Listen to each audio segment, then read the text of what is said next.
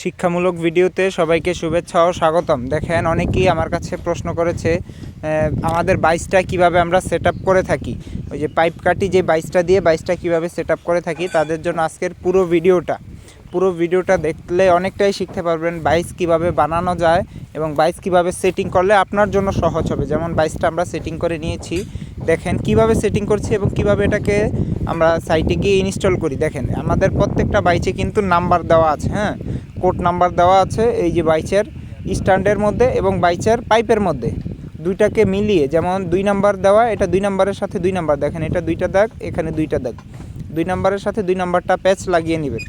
দেখেন, লাগানোর পরে বাস ওইটা হয়ে গেল। তারপর আবার এইখানে আছে কত 3, আবার পাইপের সাথে কোনটা 3 আছে, যেমন এইটাও 3 আছে, এইটার সাথে আবার এইটা লাগিয়ে নিই।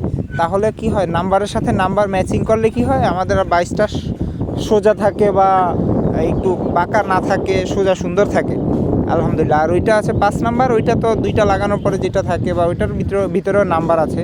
দেখেন নাম্বারে লাগানোর পরে খুব সুন্দরভাবে লেগে যায়। আপনারা চাইলে আমাদের দেখানো সিস্টেমে বাইসগুলো বানাতে পারেন, খুব সহজেই এক জায়গা থেকে অন্য জায়গায় নিয়ে যেতে পারেন। আর বাইচের কাজটা বা বাইসটা আমাদের কেমন অবশ্যই আপনারা কমেন্ট করে জানাবেন এবং শেয়ার করে সবাইকে দেখার সুযোগ করে দিতে পারেন। ধন্যবাদ সবাইকে আমাদের সাথে থাকার জন্য। আল্লাহ হাফেজ, আসসালামু আলাইকুম।